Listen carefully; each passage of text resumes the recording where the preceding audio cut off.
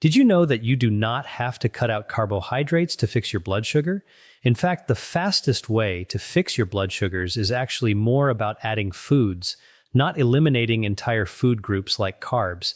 And I've seen it firsthand. I have hundreds and hundreds of patients who've turned their numbers around in just days by adding these foods to their regimen.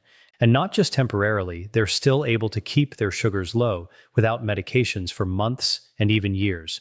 So in this video, I'm going to show you how to use each of these 10 foods to fully optimize your biochemistry and reverse insulin resistance on a cellular level, so you can bring down your sugars quickly and naturally, and most importantly, sustainably. Before I get into the first one, do me a quick favor. If you want more videos that explain the why behind your body instead of just handing you a pill, hit subscribe, give this a like, and leave me a comment telling me what your morning fasting number was this week. I read them, and the age and numbers of this audience genuinely shape what I cover next. So let's get into it. Here is what almost no one explains to you in a 12-minute office visit. High blood sugar almost always starts upstream with a hormone called insulin. Insulin is the hormone that unlocks your cells, so glucose, that is the sugar in your blood, can get out of your bloodstream and into the cell where it belongs. When you have spent years riding the blood sugar roller coaster, your cells stop answering the door. The insulin knocks and knocks, and the cell stays shut. We call that insulin resistance. Your pancreas pumps out more and more insulin to compensate. Your blood sugar climbs anyway, and the standard answer is a prescription that pushes even more insulin into a system that is already drowning in it. The system makes money when you stay sick, not when you get well. That is economics, not malice.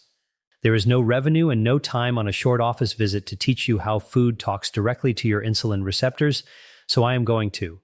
My name is Dr. William, and every one of these 10 foods does one of 3 jobs. It slows the sugar coming in, it cools the inflammation that keeps your cells deaf to insulin, or it wakes the insulin receptor back up so your own body does the work it was designed to do. You do not have to do all 10 tomorrow. Add them in over the next couple of weeks and stack them. Let me show you the first one. The first food is fenugreek seeds.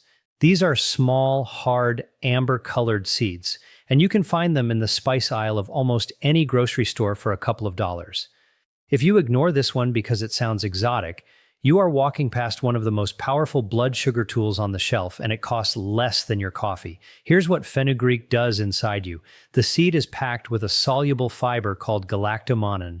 When it hits the water in your stomach, it swells into a thick gel, and that gel physically slows how fast your stomach empties carbohydrates into your small intestine. Slower emptying means the sugar trickles into your blood instead of flooding it. No flood, no giant spike, no panic dump of insulin. On top of that, fenugreek carries an amino acid that nudges your pancreas to release insulin more efficiently and helps your muscle cells take up glucose. In my own practice, I have watched fasting numbers come down within a week or 2 on this alone. To use it, take 1 teaspoon of the whole seeds and soak them in a glass of water overnight. In the morning, drink the water and eat the softened seeds before breakfast. If the slightly bitter taste is too much, grind them and stir a half teaspoon into yogurt or sprinkle it over your eggs. Start low. This fiber is strong and your gut needs a few days to adjust. Number 2 is cinnamon, and you almost certainly already have it in your cupboard, but the kind you have matters, and most people grab the wrong one. The common grocery cinnamon is cassia, and it carries a compound called coumarin that is hard on the liver in large daily doses. The one you want is Ceylon cinnamon, sometimes labeled true cinnamon. It is milder, it is safer to take every day, and it is the one I tell my own patients to buy. What makes cinnamon work is a group of polyphenols.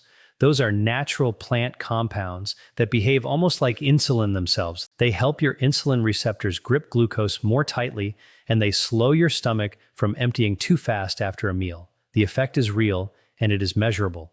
Research out of the Human Nutrition Program at the USDA found that under half a teaspoon a day meaningfully lowered fasting glucose in adults with type 2 diabetes. If you skip this one, you are leaving an easy win sitting in your spice rack. Use about 1/4 to a half teaspoon of Ceylon cinnamon a day, stirred into your oatmeal, your coffee, or smoothie. The trick is to pair it with a carbohydrate meal because that is exactly when you want your receptors gripping harder and your stomach slowing down. Third on the list is broccoli sprouts, and I you to pay close attention here because this one is the most underused food in this entire video.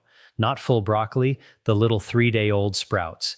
Ignore the distinction, and you miss almost all the benefit. Broccoli sprouts are loaded with a compound called sulforaphane, and the sprouts contain somewhere between 50 and 100 times more of it than a head of mature broccoli. Sulforaphane does something none of the other foods on this list do quite as directly. It goes to your liver and quiets down the overnight glucose factory.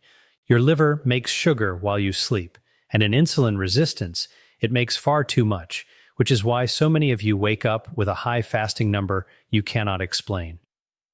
A 2017 study from Lund University in Sweden gave concentrated sulforaphane to people with type 2 diabetes and brought their fasting blood sugar down measurably, with the strongest effect in exactly the people whose sugar was hardest to control. You can grow broccoli sprouts on your own counter in a jar for pennies or buy them in the produce section.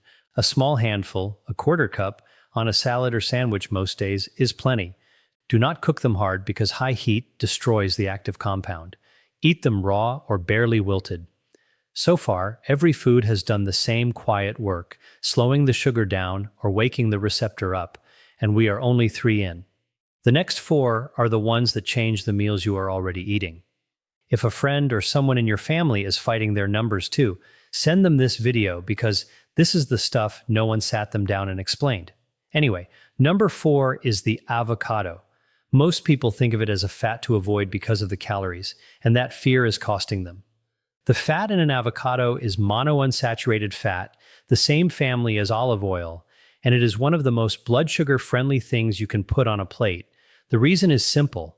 That healthy fat and the fiber inside an avocado slow your entire meal down. When you add half an avocado to a plate of rice or toast, you are not removing the carbohydrate, you are putting a brake on how fast it turns into blood sugar. The glucose climbs gently instead of spiking. Over time, monounsaturated fat has also been shown to improve insulin sensitivity, meaning your cells answer that insulin knock a little faster. In my experience, this is the easiest food on the list to make a habit because it makes the meal more filling and you stop reaching for a snack an hour later. Half an avocado a day is a sensible amount. Put it on your eggs in the morning, mash it onto whole grain toast, or add it to a salad that already has a starch in it. Anywhere you have a carbohydrate, an avocado softens the blow. 5th is chia seeds. These are tiny gray and black seeds, and they punch far above their size. If you have ever seen chia sit in liquid and turn into a pudding, you have already seen exactly how it works in your gut. Chia is one of the richest sources of soluble fiber you can buy. When it meets the water in your stomach, it forms that same thick gel we talked about with fenugreek. And that gel wraps around the carbohydrates in your meal and slows their absorption to a crawl. The sugar releases slowly and steadily, so you avoid the spike and the crash that leaves you shaky and hungry an hour later.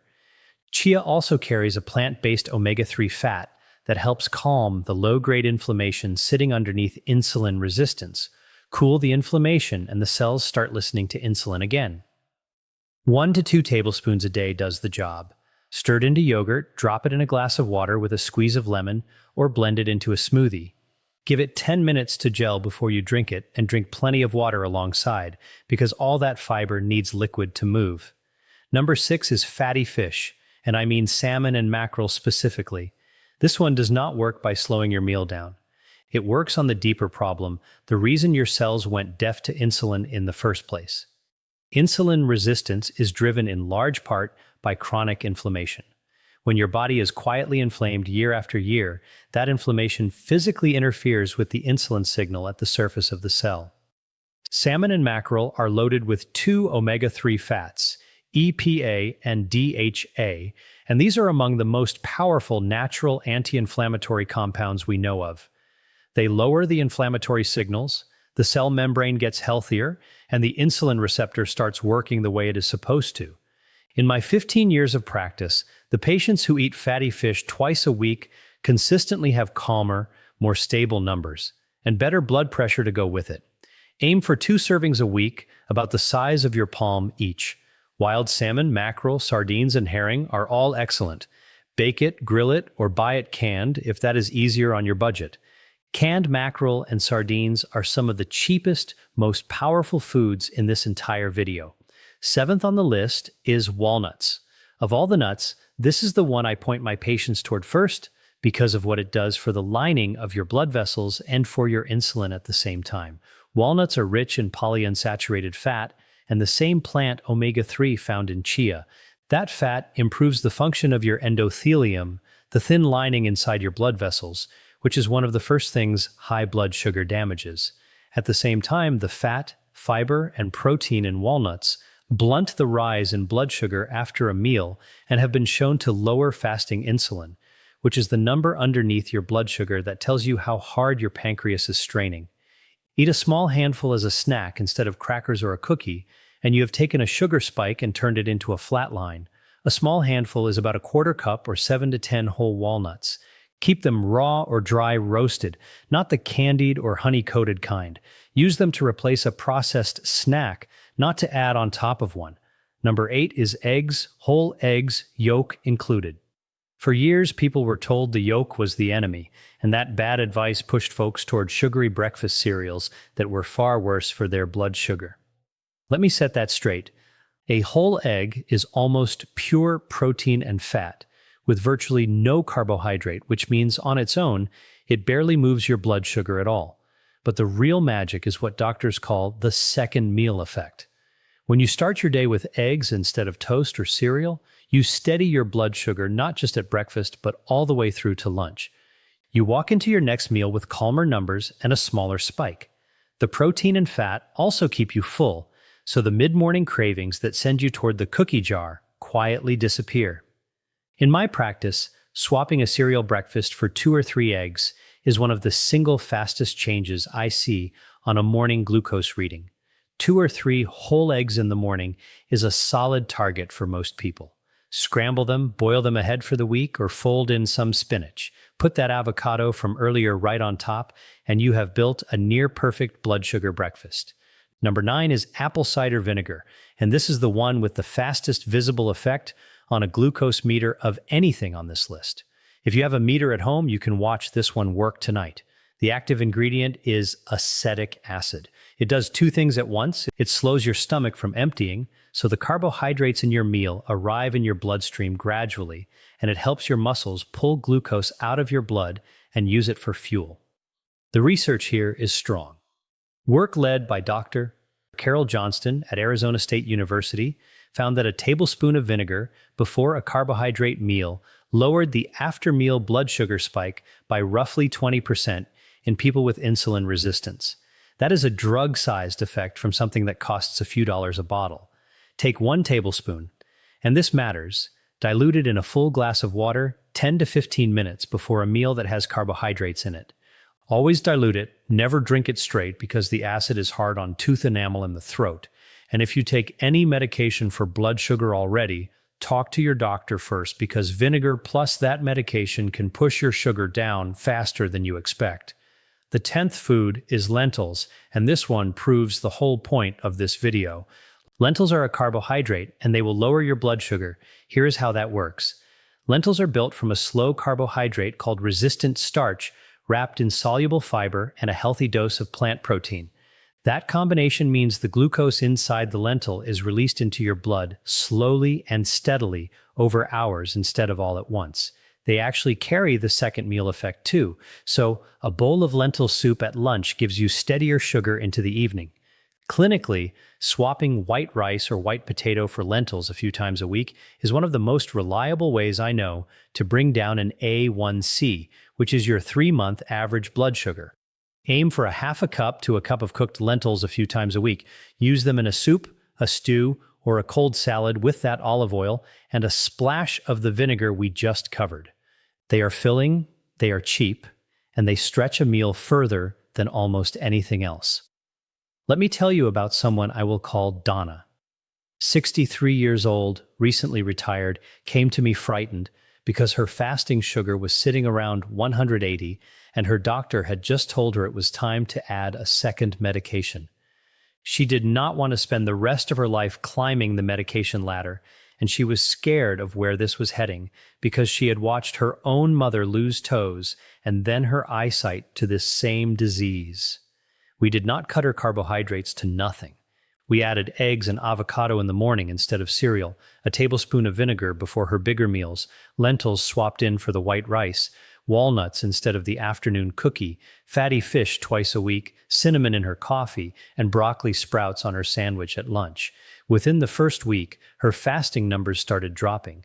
Within 3 months, working alongside her own doctor, she had come down off that second medication entirely, and her A1C had moved from the diabetic range back toward normal. 2 years later, it is held. She did not starve herself. She ate more food, just the right food, and her own body did the rest. So let me tie all 10 of these together because this is the reason they work when cutting carbs alone fails. Every one of these foods is handing your insulin its job back without starving you. The fiber foods slow the glucose down so your pancreas never has to panic. The fish, the walnuts, and the chia cool the inflammation that was jamming the signal. The cinnamon and the vinegar walk right up to the insulin receptor and help it grip again. Do that meal after meal, day after day, and the cell that stopped answering the door slowly starts opening it on the first knock again. That is what reversing insulin resistance means at the cellular level. And once it happens, your body holds your sugar down on its own, which is exactly why Donna's number stayed low for 2 full years. Before I give you tonight's plan, I need to draw one clear line. If you are on insulin or a sulfonylurea, one of the older blood sugar pills, these foods can lower your sugar fast enough that your medication dose may suddenly be too high, and that can drop you into a low. So add these foods with your doctor watching your numbers and let them walk your medication dose down as your body improves. Do not stop any prescription on your own. Bring this list to your next appointment instead. So here's what to do tonight. 5 simple steps. 1. Tomorrow morning, replace your cereal or toast with 2 or 3 whole eggs and half an avocado. That single swap changes your blood sugar for the entire day. 2. Tonight, soak a teaspoon of fenugreek seeds in a glass of water and drink it first thing in the morning. 3. Buy Ceylon cinnamon, not cassia, and start a 1/4 teaspoon a day in your coffee or oatmeal. 4. Before your biggest carbohydrate meal tomorrow, take 1 tablespoon of apple cider vinegar in a full glass of water 15 minutes ahead. 5. This week, swap white rice or white potato for lentils at least twice and put fatty fish on the menu 2 nights. Stack these in over the next 2 weeks. You are not removing the foods you love. You are adding the foods that protect you. Now, everything we did today brings your sugar down during the day and after your meals, but a huge number of you have told me the same strange thing, that your highest reading of the whole day is first thing in the morning before you have eaten a single bite. You fasted all night and your sugar went up anyway. There is a specific reason your liver does that while you sleep, and there is a way to shut it down. I made a video that explains exactly what is happening overnight and how to wake up to a lower number. I will put it right here on the screen. Go watch that one next, and I will see you there. Dr. William,